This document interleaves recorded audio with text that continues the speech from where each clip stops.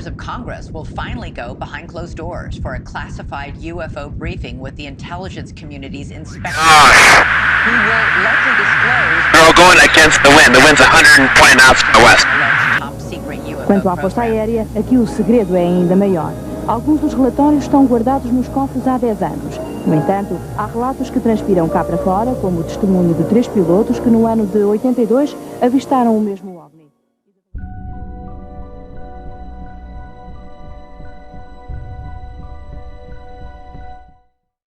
Então, muito boa noite, Francisco. Bem-vindo ao Untravel. Hoje estamos aqui para falar de ufologia em Portugal. Eu quero dizer uma coisa antes de qualquer pergunta que te faça. Eu abri o site da Exopolítica para dar uma vista de olhos e vocês têm uma frase que me tocou não apenas por causa dos estudos, da investigação que vocês fazem, mas se calhar um pouco também por aquilo que eu faço, que é a do Stephen Bassett, que diz que it's not about lights in the sky, it's about lies on the ground. E faz-me todo o sentido. Acho que atrevo-me a dizer que até me vieram as lágrimas aos olhos, porque foi a primeira vez que li esta frase e sem dúvida alguma diz tudo do trabalho, acerca do trabalho que vocês fazem e que outros investigadores como tu e até um pouco aquilo que eu faço, não é? Porque às vezes nós batalhamos para mostrar a verdade e há uma série de situações que, enfim, que não o permitem. Em primeiro lugar, quem é o Francisco? Bom, antes de mais, um agradecimento pelo convite para estar aqui neste projeto do Untravel. É um gosto grande. E indo já para a resposta à pergunta, eu não sei explicar, desde pequeno, desde criança, que tive este fascínio pela astronomia, pelo espaço, pela possibilidade da existência de vida inteligente fora da Terra e, portanto, fui sempre um consumidor ávido dessa informação toda, seja através de documentários, que na altura, enfim, eram poucos, mas que iam existindo alguns, os vídeos VHS, etc., tudo aquilo que uma pessoa encontrava, não é? Os livros que uma pessoa foi recolhendo de familiares, de ofertas, até de alfarrabistas. E, portanto, foi ajudando a criar, a compensar essa ausência de informação que, apesar de tudo, quer dizer, por muito que uma pessoa lesse, queria saber mais, não é? Nunca havia uma resposta, e continua a não haver, não é? Uma resposta que preencha esta dúvida, não é? E tudo foi sempre mais ou menos um hobby, e continua a ser um hobby, mas de forma muito não estruturada, digamos assim.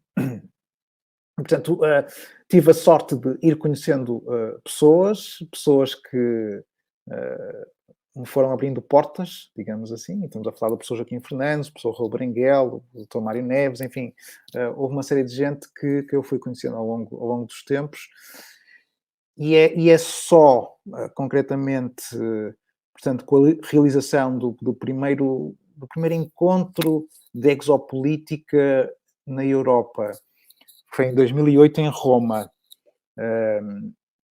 com algo que foi a Paula Harris que coordenou, em que alguns elementos dos grupos que se estavam a formar, nomeadamente o Robert Fleischer na Alemanha, o Frederick Holdahl na Dinamarca, o David Griffin na Inglaterra.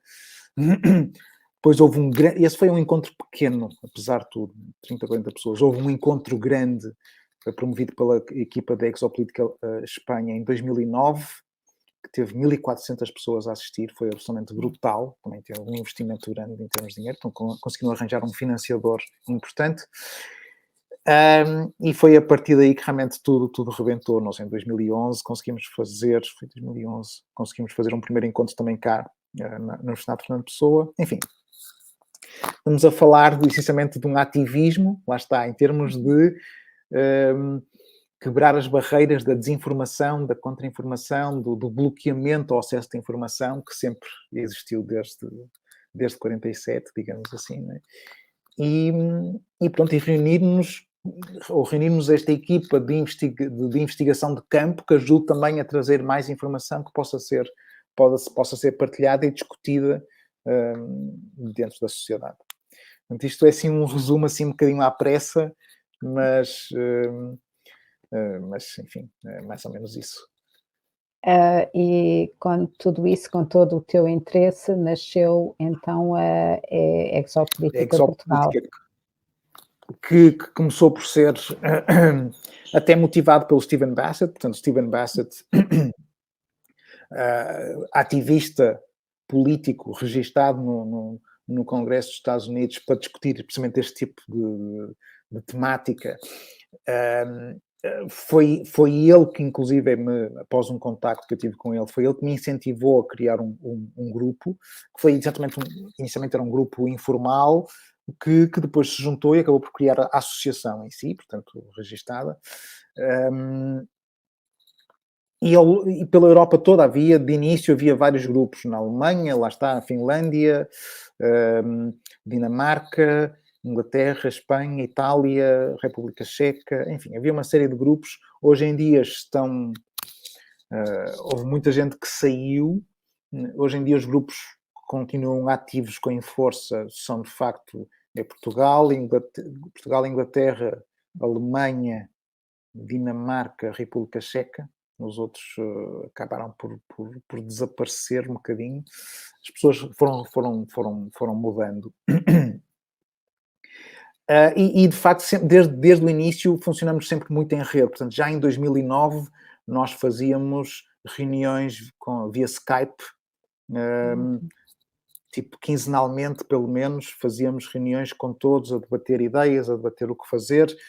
Sempre houve essa disposição para tentar fazer congressos, para tentar fazer encontros, além dos congressos, fazer encontros. Eles, quando vieram cá, portanto, cá em 2011 veio gente, mais tarde da Inglaterra, os grupos do costume, veio a Paula Harris, dos Estados Unidos, veio o Renato Longato, do Peru, o Robert Fleischer, da Alemanha, o David Griffin, de Inglaterra, Pepon Rover, de Espanha, Olli Paiula, da Finlândia, Fredrik Uldal, da Dinamarca. E para além do congresso, portanto, houve essa... Cada um fez uma apresentação lá na universidade, com o apoio do STEC, do Centro Transdisciplinar de Estudos da Consciência, que tem um repositório grande em termos de casos de investigação em Portugal, liderado pelo professor Joaquim Fernandes. E com o apoio do STEC, nós de facto fizemos lá no auditório este congresso. Mais importante do que o congresso foi, de facto, depois de serem 2 dias de muita partilha. Eu tive a possibilidade, temos uma casa de família que permitiu alojar essa gente toda e no fundo haver esse debate depois muito mais, de forma mais íntima, digamos assim, não é? Portanto, mas com muita, apesar de tudo, com alguma também formalidade e estrutura. Portanto, houve ali alguém que assumiu o papel, eu vou ser o moderador, que por acaso até foi a companheira do Fredrik Uldal, assumiu o papel de moderador e, portanto, ao longo daqueles 2 dias foi possível fazer um trabalho a sério, de cada um tinha X tempo para apresentar as suas ideias, para depois haver debate, para depois haver transpor para o papel, para ver, de facto, algo sólido que saísse dali. Foi interessante ver e, enfim... E ao longo dos anos tem havido outros encontros igualmente interessantes. Na Dinamarca também eles são muito, muito dinâmicos. Enfim, divagar um bocadinho, é difícil não só controlar a linha de raciocínio. Mas sim, Isso depois conduziu a outros projetos, nomeadamente a Acer e o Stellar, enfim, que se calhar que falamos mais para a frente. Não é? Claro. Eu reparei que a palavra, inventada ou não, exopolítica, tem um significado muito próprio. Consegues Certo. escrever? Portanto, a exopolítica, enquanto conceito, surgiu logo, portanto, estamos a falar da ufologia contemporânea, não é? Que tem início em 47, portanto, a 24 de junho de 47, quando Kenneth Arnold, um piloto de aviação civil, detecta 9 objetos que ele parece-lhe, ou identifica como sendo, como se fossem uns pires voadores, flying saucer, pires voadores, que ele nessa altura até pensou que pudesse ser algum tipo de arma dos soviéticos, e ele tornou-se o primeiro ufólogo. Portanto, ele ficou tão interessado com aquilo que viu que depois passou a recolher relatos e viajou pelos Estados Unidos todos à procura de mais relatos e tentar perceber o que é que se passava. E depois dá-se Roswell também, em 47. Bom, um pouco mais tarde, quando a informação começa a ser controlada, quando há a percepção de que a informação sobre o fenómeno é controlada, o Major Donald Keyhoe, da Força Aérea dos Estados Unidos, é o primeiro, de facto, a vir a público dizer que há encobrimento de informação. E ele torna-se o primeiro exopolítico. Portanto, ele percebe que há uma política em prática relativamente ao fenómeno. Portanto, a nossa política perante outros eventuais, não é? Neste momento é de sonegação, controlo e negação da informação. Não é? Portanto, não utilizou o termo, mas esse é o, digamos, o conceito. Que políticas é que nós vamos desenvolver para com os outros? E essa foi a primeira abordagem. Controlo. Não é? Controlo e negação. Só muito mais tarde, já nos anos 70, na administração do Jimmy Carter, finais dos anos 70, é que Alfred Weber, que é um advogado internacional, é um futurista, enfim, ele utiliza primeiramente esse termo, precisamente, exopolítica. Que políticas é que... Ele fez um estudo para a administração do Jimmy Carter sobre a potencial descoberta de outras civilizações e como é que nós nos vamos relacionar. Portanto, estamos a falar já do fim da corrida ao espaço, não é? E como é que nós, eventualmente, num futuro, vamos lidar com uma outra inteligência, uma outra civilização. E, portanto, foi o primeiro que realmente cunhou o termo exopolítica. E a partir daí, enfim, foram-se chegando outros ativistas, porque lá está, porque de facto a política continuava a ser a mesma, de controlo e negação da informação, e portanto surgiu, entretanto, o Stephen Bassett, o Stephen Greer, a Paula Harris, enfim, todos eles são aqueles após o Alfred Weber, são também considerados alguns dos pioneiros dentro da exopolítica. E o Stephen Bassett foi aquele que realmente impulsionou a criação de diferentes grupos. A ideia era que fossem grupos informais em cada país, de que permitissem levar, no fundo, ao debate na sociedade, à petição de informação aos governos, à tentativa de desclassificação de documentos, enfim, todo esse ativismo que, em alguns casos, teve sucesso, outros não. Pronto. Nós, por exemplo, nós não temos a Lei de Liberdade de Informação, que nos Estados Unidos foi aprovada, e, por exemplo, teve origem nos anos 70. Alguns outros países europeus também a têm, nós não temos. Mas tivemos vários casos por exemplo, de colegas nossos que conseguiram solicitar ao governo de inglês para a libertação de informação, que depois começou uma campanha de 2008 a 2013 de libertação de diversos documentos. A mesma coisa na Alemanha, na Dinamarca, no México, Uruguai, Austrália, Nova Zelândia. Portanto, houve uma campanha quase mundial para tentar a libertação de informação. Neste caso, Portugal sai um bocado fora da regra, digamos assim, porque portanto, estamos a falar portanto, o grupo liderado pelo professor Joaquim Fernandes nos anos 70, e em que até inclusive chega a fazer o primeiro Congresso Ibérico de Ovniologia, penso que foi em 78, que foi na Faculdade de Economia, estava cheio. E portanto, depois foram eles os primeiros a conseguir ter acesso, ou portanto, pelo menos envolver os militares ou as chefias militares para debater os casos, portanto, conseguiram saber que havia o envolvimento de alguns militares da Força Aérea Portuguesa em casos ao longo do século XX, portanto, conseguiram ter acesso ao Sr. General Lemos Ferreira, que tinha um caso em 57, 40 minutos com um objeto à frente, não é? O caso de Évora, dos tais filamentos, cabelos de anjo que caíram, associados também à observação de um objeto voador não identificado, isso em 59, o caso do piloto Francisco Rodrigues em 77, em Castelo de Bode, e portanto permitiram, ou melhor, conseguiram que o Sr. General Lemos Ferreira, na altura já chefe de Estado da Força Aérea, e também numa altura em que se calhar as Forças Armadas não estavam tão dependentes do poder político, conseguissem, houve ali uma espécie de um protocolo que permitiu que investigadores civis tivessem acesso às bases aéreas e entrevistassem pilotos. E, portanto, isto foi em 1980 que ocorre, e quando se dá a observação do tenente Júlio Guerra em 82, que também está com 25 minutos com um objeto à frente, não é? É aí que se dá o primeiro acesso destes investigadores civis à base de Sintra, e conseguem entrevistar e fazer toda uma perícias. Penso que é o caso mais bem estudado em Portugal, para além do caso de Fátima. O da OTA. O da OTA.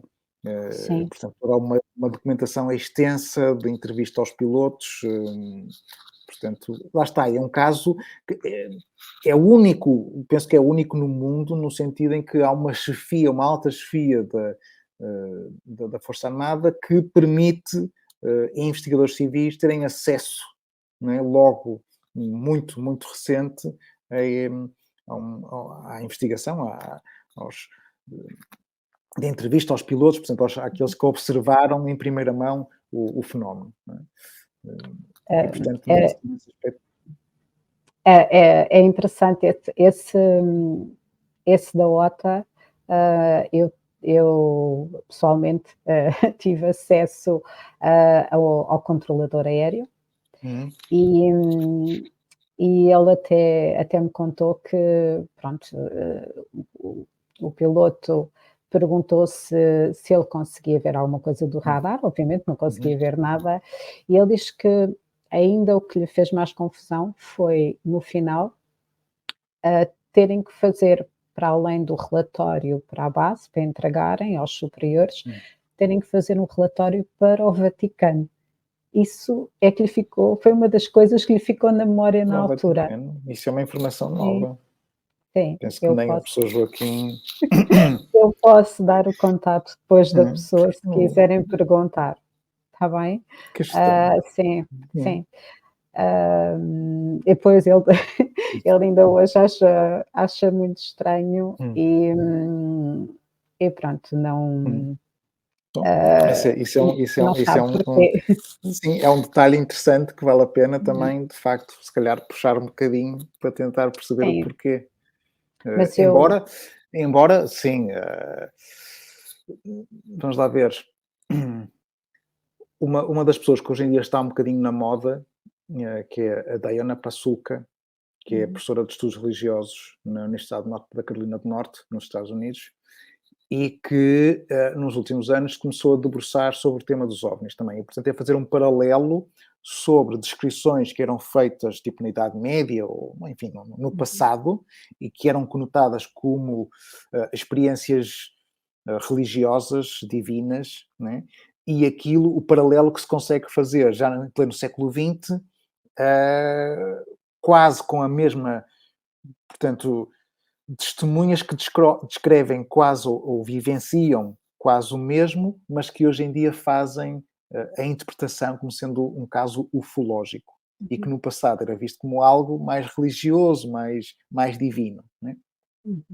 E foi ao fazer esse levantamento que foi tendo também, lá está, o universo às vezes parece que nos encaminha para determinadas, ou nos abre portas como se não está à espera. E ela foi conhecendo pessoas não só ligadas à NASA, à exploração espacial, como também depois, nesta altura, lhe abrem portas para o Vaticano.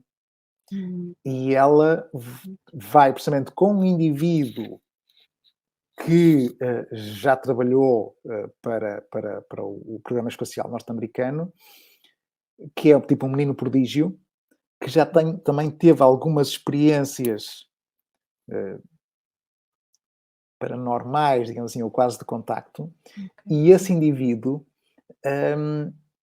foi com ela ao Vaticano e que realmente vão lá buscar muita informação dos antigos arquivos, digamos assim, para tentar, lá está, fazer esse paralelo. E ela também se mostra muito curiosa pelo facto, e é um facto, nós temos desde o Monsenhor Corrado Balducci, que era muito próximo do João Paulo II, do Papa João Paulo II, que era uma pessoa também ligada até com exorcismos, e que estamos a falar também inícios do ano 2000, 2005, 2006, esteve muito presente e, aliás, participou em alguns congressos da exopolítica. Ela era uma amiga, ele era amigo da Paula Harris, e ele próprio dizia, a hipótese de vida extraterrestre não vai contra os ensinamentos da Bíblia. Era uma pessoa com uma mente aberta. Depois tem o Monsenhor Gabriel Funes, que foi diretor do Observatório do Vaticano, e ele também escreve na Catholic News, portanto, a newsletter do Vaticano. Eu tenho isso gravado alguns num outro computador, penso que foi em 2009 ou 2010, que ele escreve que os cristãos têm de se habituar à ideia de aceitar os extraterrestres como seus irmãos, e pelo facto de serem mais desenvolvidos, poderão estar mais próximos de Deus e por isso eventualmente isentos do pecado. Extraordinário, não é? Claro, exato. Mas são todos jesuítas. A seguir, o que vem a seguir a substituí-lo, que é o que ainda está, penso eu, que ainda está no cargo, que é o Guy Consolmagno, também escreveu um livro sobre a possibilidade de batizar um extraterrestre, caso fosse necessário, não é? Portanto, muito, muito, muito curioso. Estamos a falar da questão do Vaticano. Pois, portanto, apesar de ser curiosa essa informação, não é de todo estranha. Pois, mas eu não sabia se seria. O porquê, não é? Sim, eu passo o contacto. Então, vamos entrar um bocadinho no nosso Portugal, que é o mais importante para nós nesta entrevista contigo. E é claro que não saímos daqui se fôssemos falar de tudo, não é? Ainda há bocadinho disseste que o STEC tem informação, relatos, coisas que nunca mais acabam. Mas é assim, para ti, quais é que serão provavelmente aqueles casos mais importantes? São estes, penso que são 4 ou 5 casos que envolvem, lá está, não só pilotos da Força Aérea, como as altas chefias, que é o caso de 57, que envolve o Sr. General Lemos Ferreira, está 40 minutos com o objeto à frente, e ele e outros pilotos, não é? Numa noite límpida, e portanto 40 minutos com um objeto à frente ou com um fenómeno que não se consegue explicar é muito tempo, portanto permite ter, portanto há um relatório feito por ele, que tem cerca de 5 páginas, se não estou em erro, e depois há inclusive o relatório emitido pela Força Aérea, que também atesta que são pilotos idóneos com centenas de horas de voo, e portanto, pronto, é um caso em aberto, não consegue explicar o porquê, mas que não deixa de ser é talvez um caso, penso que até este caso foi parar ao Blue Book, portanto, aquele o projeto lançado pela Força Aérea Norte-Americana para estudar o fenómeno entre 52 e 69, que compilou cerca de 12 mil casos e tem alguns portugueses. Portanto, este caso de 57, o caso de 59, com a tais queda de filamentos, os chamados cabelos de anjo, em Évora, que envolve o Sr. General Conceição e Silva, que também chegou a ser chefe de Estado-Maior da Força Aérea. Isto porque ele, ao início da manhã, embora ele estivesse na base aérea de Sintra, assistiu à queda de filamentos e depois, umas horas mais tarde, em Évora, cai uma quantidade grande de filamentos em que é recolhido algum material, é observado ao microscópio, do microscópio observa-se um pequeno micro-organismo lá dentro, portanto, uma estrutura com tentáculos, portanto, um núcleo, penso que era tipo amarelo ovo e uns tentáculos vermelho vivo, que, de acordo com o relatório do professor Joaquim Guedes do Amaral, que era o diretor da Escola Industrial e Comercial de Évora, que foi quem recolheu a amostra e quem observou também um objeto a pairar sobre Évora, de onde depois caíram estes filamentos. Ele detectou este ser, que, de acordo com o relatório, levantaria os tentáculos para evitar ser esmagado pela lamela do microscópio. E depois ele levou esta amostra, ele era amigo do Sr. Almirante Eugênio Conceição e Silva, que era pai do então capitão, que depois mais tarde foi general, Tomás Conceição e Silva. E, portanto, o Sr. Almirante e o Sr. na altura capitão também assistiram a isto, portanto, observaram este ser, não conseguiram identificar o que era, sugeriram que fosse contactada a Universidade de Lisboa, e depois mais tarde há a emissão de pareceres de zoólogos, botânicos, biólogos, etc. Ninguém conseguia perceber. Estamos a falar em 59, portanto ainda não havia propriamente, não havia testes de ADN, portanto não havia, estamos a falar também numa altura em que se vivia na ditadura, e portanto também fazer grande alarido sobre algo que se desconhecia também era complicado. Pronto, e depois esta amostra foi depositada no laboratório da Faculdade de Ciências da Universidade de Lisboa, e então houve um grande incêndio nos anos 70 e a amostra desapareceu. Já tivemos outras quedas de filamentos ao longo da história, nomeadamente em Fátima, portanto, em 1917, penso depois de 1922, também uma coisa assim. É um fenómeno estranho, que não se consegue explicar, ou melhor, há algumas hipóteses levantadas, desde pequenas colónias de micro-organismos que possam habitar ali nas altas camadas da atmosfera, e que depois, pela passagem seja de aviões, seja, enfim, de outros objetos, que possam criar ali alguma disrupção nessas colónias, e depois caem essas estruturas. Para além desse 59, temos o caso 77, também com um piloto, com centenas de horas de voo, o piloto Francisco Rodrigues, José Francisco Rodrigues, que também, de repente, acaba por observar uma espécie de um disco com umas janelinhas em baixo, que está a cerca de, não sei, poucos segundos à frente do avião dele, e quando o avião desaparece, ou se vai embora, quando o objeto se vai embora, o avião perde a sustentabilidade, cai, apesar de ter o motor a trabalhar, e ele tenta recuperar o avião, faz uma série de manobras, depois desliga e volta a ligar o motor e consegue, enfim, recuperar o avião. Nós filmamos estes casos todos, fosse para os encontros imediatos, que foi filmado para a RTP2, penso que ainda estão disponíveis no YouTube, também filmes para o canal História, para o National Geographic, reproduzimos estes casos. Tem o caso de 82, com o tenente Júlio Guerra, não é? Que está 25 minutos com um objeto à frente, também uma espécie de um disco, digamos assim, que seria, penso que segundo a descrição, seria tipo um mercúrio na parte de cima e avermelhado na parte de baixo, com umas luzinhas no seu equador, que andou ali a brincar com os aviões durante algum tempo. Temos um caso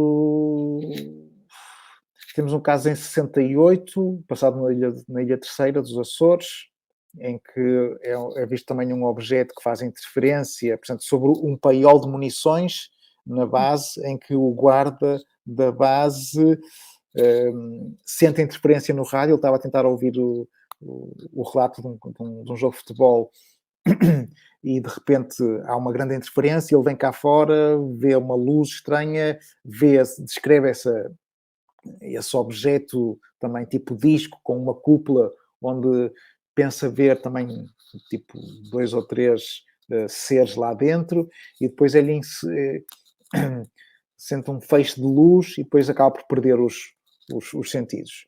E é acordado umas horas mais tarde, em estado de choque, é levado para o hospital, e depois ele, inclusive, foi levado para os Estados Unidos, onde fez um relatório, portanto. Há um caso em 2004, mas que suponho que eventualmente possa ter sido um teste de um míssil, porque foi um objeto que foi observado desde a Galiza até o Algarve, no espaço de 50, 70 minutos, que difere-se um bocadinho em termos mas há aí 100 testemunhas do caso. Eu penso que é mais ou menos isso. E já agora, em relação ao caso da Alfena, porque pronto... o caso da Alfena, de 1990, sim. Uhum. O caso da Alfena é um caso muito interessante também, porque são crianças que inicialmente, quando vão para a escola, que observam um objeto estranho, são eles que dão o alerta. Portanto, a Alfena, que fica aqui a cerca de 12 km do Porto, é um caso também muito conhecido, inclusive lá fora, porque há fotografias do objeto, não é? Portanto, à medida que o objeto se aproxima, portanto, as crianças dão um alerta, há mais gente que vem para a rua, o objeto percorre cerca de 500 metros num espaço de 50 minutos e vem a voar muito baixo, tem uma espécie de uns pêndulos ou umas patas, e vem devagarinho. A certa altura dá a ideia que vai querer pousar no campo de futebol, e é nessa altura, já com grande confusão a nível da população local, vamos a pensar que ia ser o fim do mundo, que iam largar bombas e não sei o quê. Nós entrevistamos essas testemunhas todas, foi muito engraçado. Vêm uns trabalhadores da construção civil, começam a tirar pedras e o objeto vai-se embora. Há, entretanto, no meio desta confusão toda, há um repórter, um fotógrafo do Jornal Notícias, que está a tomar café e vem ao carro buscar a sua máquina e consegue tirar 4 fotografias. Ele, entretanto, contacta o professor Joaquim Fernandes, do Jornal Notícias, precisamente, e portanto, os negativos dessas fotografias são enviadas para o Laboratório Nacional de Engenharia, são enviados para outros laboratórios europeus, é contactada a Força Aérea para saber se havia algum tipo de exercício militar, inclusive dentro da NATO, que pudesse justificar um objeto assim, que foi dito que não. Foi contactado o Instituto Nacional de Meteorologia para saber se poderia ser alguma sonda meteorológica, mas também disseram que não poderia ser. E o professor Richard Hynes, consultor da NASA, chegou a responder a dizer que o objeto era muito semelhante a um outro que tinha sido observado também no Texas. É uma fotografia que quem for procurar na internet, OVNI Alfena, vai encontrar pelo menos a ampliação das fotografias. Não é? É fácil. Sim. É um trabalho também, é um caso bem estudado, aliás, porque pelo facto de ter havido esse repórter a dar a notícia, os investigadores conseguiram logo no dia seguinte, até porque havia o professor Mário Neves, mora em Alfena, portanto muito perto, conseguiu logo e o Dr. Fernando Ribeiro entrevistar logo no dia seguinte as testemunhas e, portanto, recolher também 40 questionários de gente que viu tudo aquilo e, portanto, foi bem estudado, com esquemas, com o perfil das testemunhas, o perfil da população local, vários pareceres de análise dos negativos. Bom, é um caso em aberto. 1990 seria difícil ser um drone, não é? Mas muito interessante. É também um caso bem estudado, sem dúvida. Outra das coisas que não é que eu possa ligar propriamente à investigação que faço, quando falo com pessoas, quando pergunto acerca de relatos de avistamentos de, vamos lhe dizer, daquelas criaturas mais fora do normal, e mesmo dentro da ufologia, que são as abduções. Existem relatos de abduções em Portugal? Existem sim, como em todos os países, não é? Existem relatos, pronto, não é só como conhece, pensa, talvez motivado pelos muitos livros, documentários e filmes, que pensa que o fenómeno está reduzido aos Estados Unidos, nomeadamente as abduções, mas não, é um caso mundial, relatado em todas as culturas. Este tipo de contactos desde enfim, mesmo na antiguidade, digamos assim. Em termos, aquele caso que fez explodir tudo, entre aspas, em termos de debate internacional, foi o caso da Betty e do Barney Hill, um casal interracial, ela branca e ele negro, em 1961, mas o caso mais antigo, pelo menos que se conhece dentro do século XX, é o caso do António Vilas Boas no Brasil em 57. Em Portugal vai haver também alguns relatos, inclusive dentro do SEX chegou a haver um subdepartamento, entre aspas, que era o ABDUPOR, Abduções em Portugal, com o professor Pedro Barbosa a recolher esses testemunhos. O caso mais conhecido é talvez o da Carla Batista, que vem mencionado em vários livros, nomeadamente de Outros Mundos, do próprio professor Joaquim Fernandes. Foi um caso também, nós chegamos a falar, que se chegou a falar para os encontros imediatos, mas também para a série que fizemos dos extraterrestres para o canal História, que tem, enfim, muitas similitudes com vários outros casos a nível internacional, que é a pessoa relatar, portanto, o acordar, não se lembrar o porquê, mas acordar com marcas no corpo, com incisões, ou acordar noutro local onde não se tinha deitado, começar a ter sonhos recorrentes de que não consegue explicar e que têm influência, portanto, quase um stress pós-traumático, tem influência no seu dia-a-dia. Enfim, depois começarem-se a lembrar desses olhos grandes associados a esses seres, que depois começam-se a recordar de possíveis intervenções, portanto, os seres a inserirem tipo grandes seringas, não é? Portanto, para recolherem material biológico da testemunha. Em alguns casos, referirem as chamadas gravidezes, onde a pessoa apresenta uma gravidez que não chega a término, porque supostamente durante o processo é-lhes retirado o feto e depois mais tarde é-lhes apresentado a criança. Há vários casos desses que motivaram algumas obras, nomeadamente da Carla Turner, do David Jacobs, sobre a ameaça extraterrestre e, portanto, a criação de uma raça híbrida que pudesse vir a ser uma ameaça para a humanidade. Não é? Enfim, é um caso, são casos complexos, que o professor Mário Simões chegou a acompanhar alguns casos cá em Portugal, a doutora Gilda Moura, também, que chegou a colaborar com o Dr. John Mack, da Universidade de Harvard, né, que acompanhou vários casos de supostas abduções. Portanto, sim, não é um caso que se resume apenas aos Estados Unidos. Em Portugal também há vários casos desses. E com certeza bastante traumatizantes para... Acima de tudo, traumatizantes, sim. As pessoas não sabem lidar com isso, têm vergonha de se expor, não sabem a quem recorrer. São situações complicadas, sim. Sim, isso, acredito que não seja nada fácil. E lá está, nós estamos muito habituados, porque é isso que é vendido, principalmente nos filmes, nas séries, que tudo se passa nos Estados Unidos. E que para além de tudo se passar lá, se acontecer alguma coisa no planeta, são eles que nos vão salvar. É verdade. Bem, olha, depois cobramos-lhes isso no caso de sermos invadidos por extraterrestres.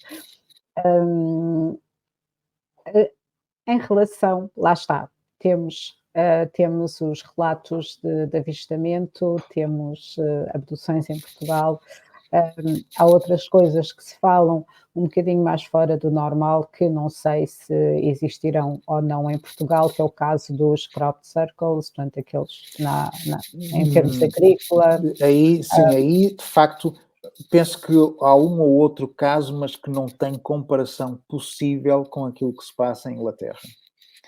Inglaterra é um foco grande desses dos chamados crop circles, os círculos nas colheitas, os agroglifos. Alguns chegaram a aparecer na Alemanha, alguns chegaram a aparecer no Brasil, mas não com a complexidade com que surgem ali na zona de Salisbury, Salisbury, não tem Avebury. Há ali uma zona toda que de facto tem na Inglaterra, que tem desde o século XIV, penso eu, que vem à descrição de formações de círculos. Com uma complexidade, alguns são chamadas geometria sagrada, não é? Portanto, sabe-se que muitos deles hoje em dia são criados, têm mão humana, mas quer dizer, são séculos da existência deste fenómeno, não é? Portanto... Sim. E mesmo com mão humana, a verdade é que lá está, alguns são tão elaborados e pensar que podem surgir de um dia para o outro, era preciso... Sim, da noite para o dia, não é? Portanto, durante a madrugada, no espaço de horas, aqueles grandes muito elaborados que algumas equipas tentaram reproduzir, levaram alguns dias a fazer, e estes surgem num espaço de horas, além de terem sido filmadas também algumas orbes de luz nesses campos, antes do aparecimento dessas formações. Os peritos, digamos assim, os especialistas na análise dessas formações têm formas de identificar quais são aqueles que supostamente são feitos têm mão humana e aqueles que não são. Portanto, desde o campo eletromagnético à forma como estão também danificadas ou não as plantas, não é? Eu estive lá a filmar em 2019, precisamente estivemos dentro de um. Foi um privilégio, e é engraçado que eles, a grande parte deles surgem, é uma zona que tem muitas bases militares perto. Nós estávamos lá a filmar e primeiro, não se podiam utilizar drones. Mal uma pessoa levantasse o drone, a partir de uma determinada altitude, aparecia logo um alerta de no-fly zone. E estavam constantemente a passar helicópteros pretos, daqueles grandes militares com duas hélices, impressionante, sempre. E lá está a curiosidade daquele crop circle que apareceu, penso que foi em 2001, em Shebolton, que é supostamente uma resposta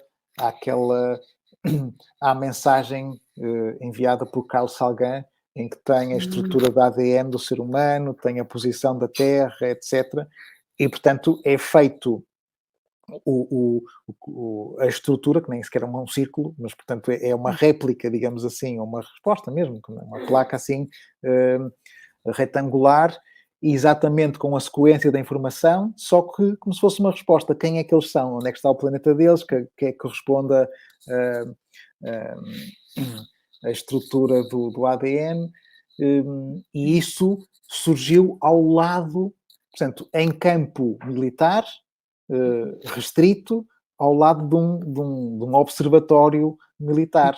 Portanto, muito curioso. Muito curioso. Claro, isso ainda Mas, torna de mais facto, difícil. se resume, essa complexidade resume-se, de facto, não sei o que é que se passa, mas é mais, não há relatos fora de Inglaterra com a complexidade como há lá.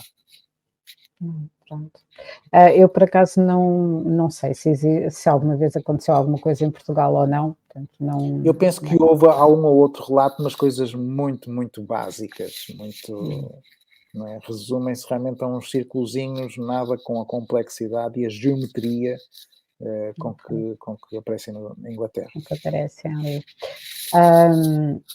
Outra das coisas, e se calhar já fugimos assim um bocadinho do nosso meio de ufologia em Portugal, que não é uma coisa que eu gosto muito de ver, mas nos Estados Unidos acontece de vez em quando, e acho que houve um período de tempo que acontecia bastante, que é a mutilação de gado. Portanto, é como eu digo, eu não tenho grande conhecimento em relação a isso. Cá em Portugal eu não conheço, mas é um fenómeno que ocorre essencialmente na América do Norte e América do Sul.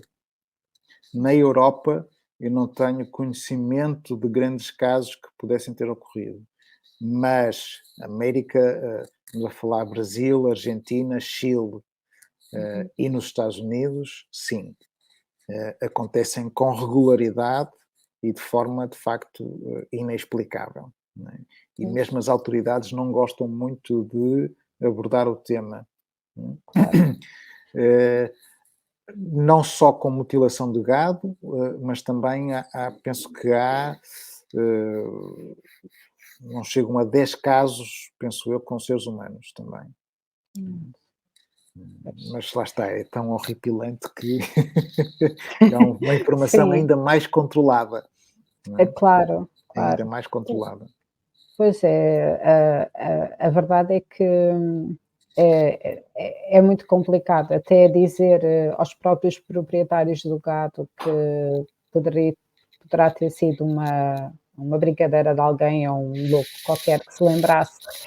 E a verdade é que nem sangue se vê, quer dizer, os corpos são tão limpos. Os corpos é como se tivessem sido pousados naquele local, não há marcas, não há vestígios, não há nada, não há sangue pingado, não há, desde cortes cirúrgicos também, não é? Entre órgãos adjacentes e tudo, a de facto não haver nenhum indício à volta do animal que consiga dar a indicar que esteve ali alguém a fazer este trabalho.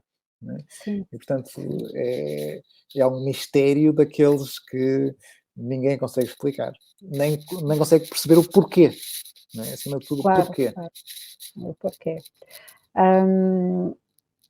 Indo para a atualidade agora, eu tenho tomado alguma atenção, tenho visto inicialmente por curiosidade, que tem vindo a aumentar, ao facto de ter começado a haver no Senado norte-americano, não é? Portanto, houve aquele disclosure, as coisas saíram cá para fora e tem, dentro do Senado, têm começado a questionar-se, não é? E a entrevistar as pessoas ligadas a quem espalhou, a quem trouxe a informação cá para fora. Isso de alguma forma acaba por ser positivo, porque porque a ufologia sempre foi, em termos da comunicação social, como se fosse uma brincadeira, uma coisa de gente louca. E o que eu comecei a perceber desde que isso surgiu, agora há uns tempos, nos meios de comunicação, é que a abordagem mudou um bocadinho. Vamos lá ver, as coisas têm o seu tempo, porque já houve outras alturas, ao longo do século XX, em que houve também audiências, precisamente no Congresso americano, não é? Mais, pelo menos 3 ou 4 vezes em que houve. Mas que, lá está, a forma como foi apresentado, e na altura estamos a falar de gente, de vários cientistas que fizeram parte do painel e que trouxeram a informação, as evidências, etc., mas que foi tudo, no final, as conclusões foram todas um bocadinho manipuladas e, pronto, alguma sonegação de informação, pronto. De facto, hoje em dia, os tempos são outros, né? E isso permitiu que houvesse também uma maior discussão. O facto do New York Times ter publicado aquele artigo em 2017 e o facto de o Pentágono, o Departamento de Defesa, ter reconhecido a autenticidade dos 3 vídeos que foram postos a circular, isso permitiu, de facto, que houvesse um maior interesse. Lá está, estamos na época da informação e, portanto, o facto de ter levado ali o carimbo da autenticidade teve alguma diferença. Sendo que, lá está, o que eu digo, em 2001, quando houve o Stephen Greer, conseguiu organizar aquela conferência de imprensa no National Press Club, com várias testemunhas também do ramo militar e das agências de inteligência, a deporem sobre aquilo que sabiam, a quererem imunidade perante o Congresso para poderem falar livremente sem sofrerem consequências dos seus acordos de confidencialidade. O Larry King, na CNN, passou a vida a falar e a entrevistar gente, com quem eu também já estive pessoalmente, sobre o assunto. E mesmo assim a coisa não... E atenção, isto foi esse do Stephen Greer foi em 2001, em 2007 o James Fox e a Leslie Kean voltaram a repetir a mesma coisa, mais ou menos com as mesmas testemunhas. Em 2010 foi o Robert Salas e o Robert Hastings também fizeram, também com a CNN, esteve lá, inclusive a falar sobre casos que envolveram bases nucleares e a intervenção de OVNIs em bases nucleares com a ativação e a desativação de mísseis, e não ganhou tração. Desta vez ganhou, felizmente, não é? Desta vez há uma maior abertura, pronto. Continua a haver quem não queira que se discuta, obviamente tem havido vários percalços, portanto já houve pelo menos uma discussão, uma audiência no Senado, 2 no Senado e mais 2 ou 3 no Congresso. Tem havido uma ala republicana com a cabeça com o representante Tim Burchett, que tem feito muita pressão para que se crie legislação e para que haja novas audiências, principalmente para ouvir esta última testemunha, que é o David Grush, que fez várias alegações extraordinárias no sentido de recuperação de objetos caídos, etc., e a recuperação também de tecido biológico não humano, não é? Portanto, eles querem de facto que haja, houve uma primeira audiência no Congresso, mas eles querem que haja mais. Mas é verdade, tem havido aqui um jogo de forças entre aqueles que são pró-informação e aqueles que querem manter o controle da informação. Vamos ver. Vamos ver. Eu tive a oportunidade a felicidade, o privilégio de ter estado com o Luís Elizondo, que foi aquele que esteve a liderar o Programa Avançado de Identificação de Ameaças Aeroespaciais, o ATIP, não é? Do Departamento de Defesa norte-americano. Eu estive com ele em 2019. Penso que foi em 2019. Penso que sim. Em São Marino, onde, precisamente, nós fomos apresentar o projeto... terá sido em 2021, se calhar.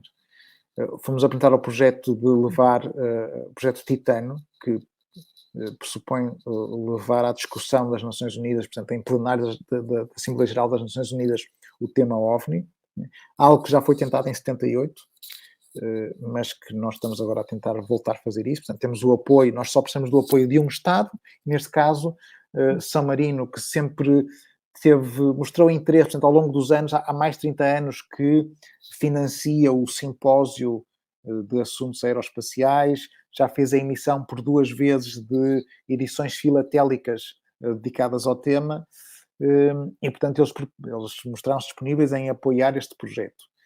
Obviamente que só isso não basta, é preciso obter o apoio de vários outros países para que não seja vetado nem seja caído no esquecimento, não é?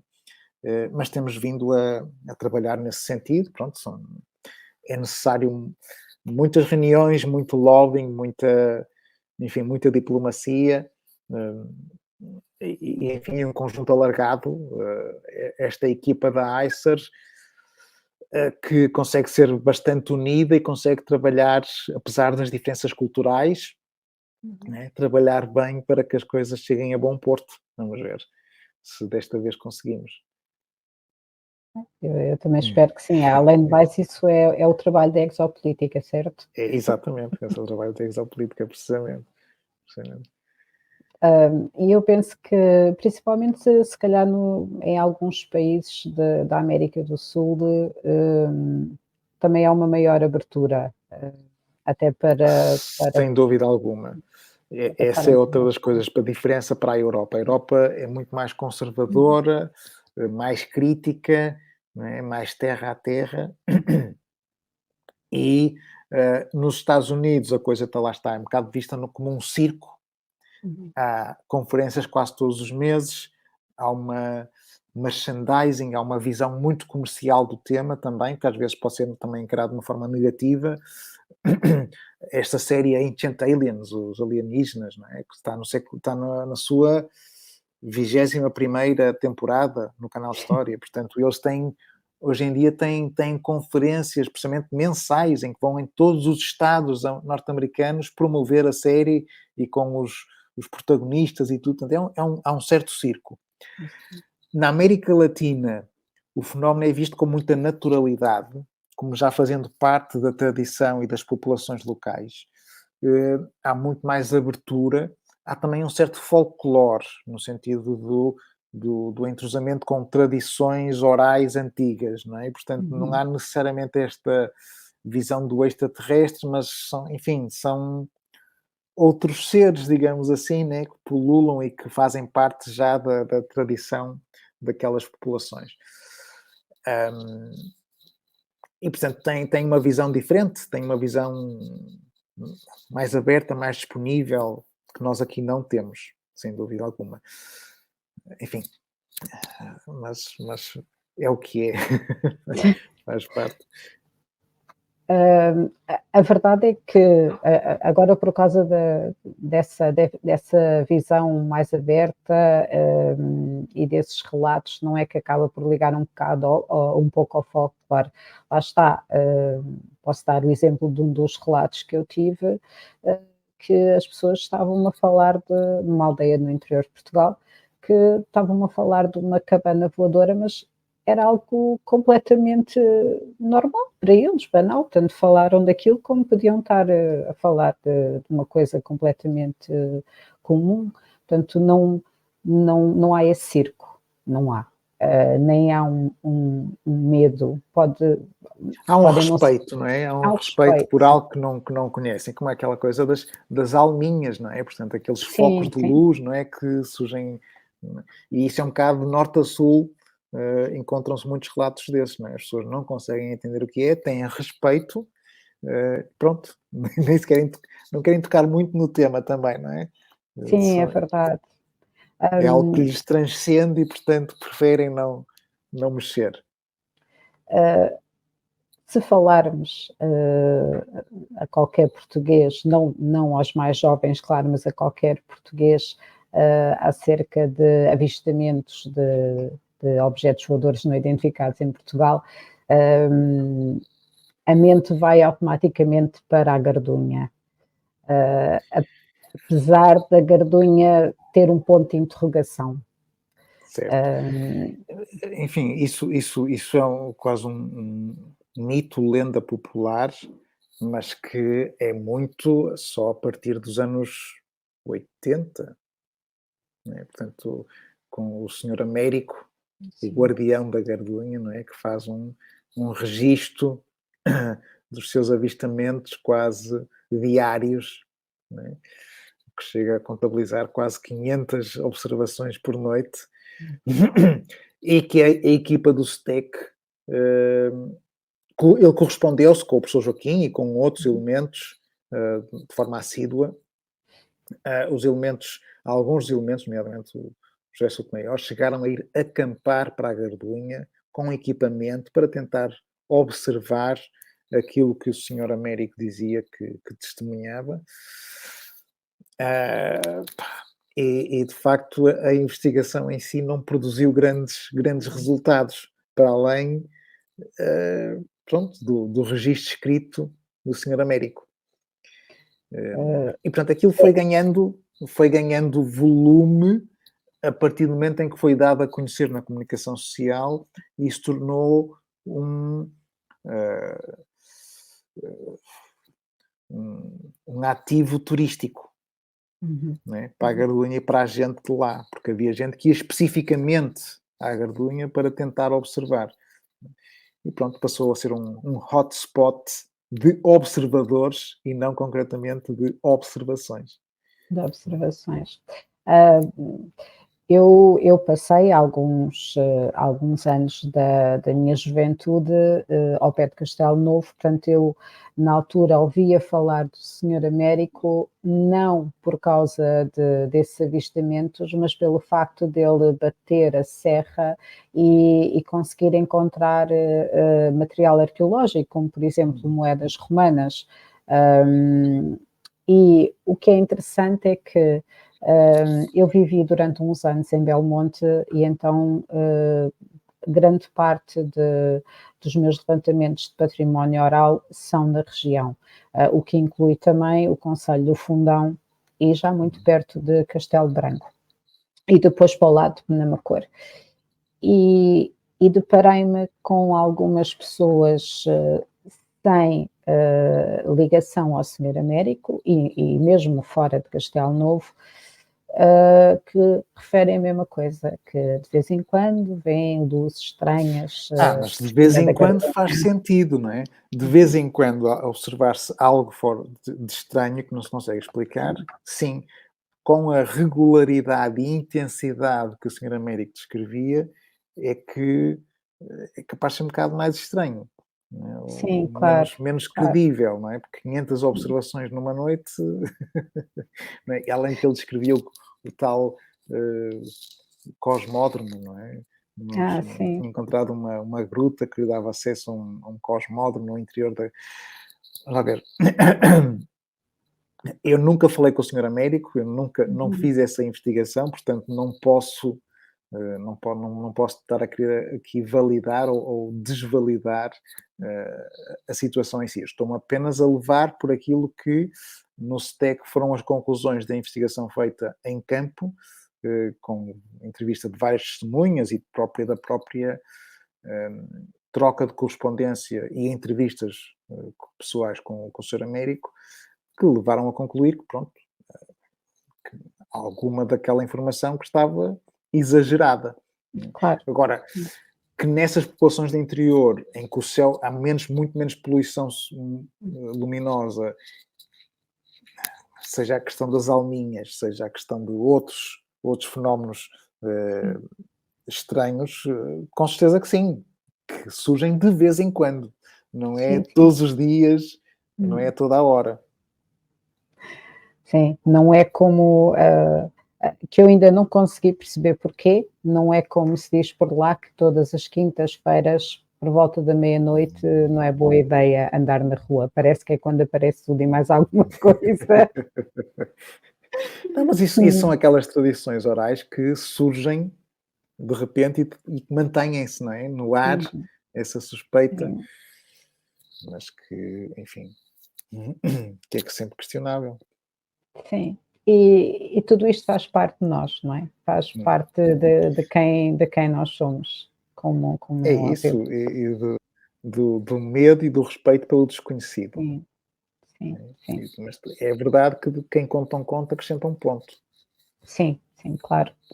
Há sempre que ter um espírito crítico principalmente nesta área.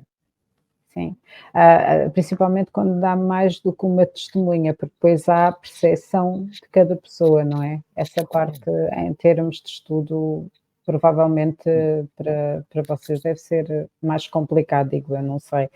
Tem que ser sempre tratado como se fosse uma investigação criminal, não é? Uhum. De contra-interrogatório, de voltar a questionar, portanto, tentar perceber onde é que está a realidade e onde é que está depois não é a ilusão, mas a falsa percepção das coisas.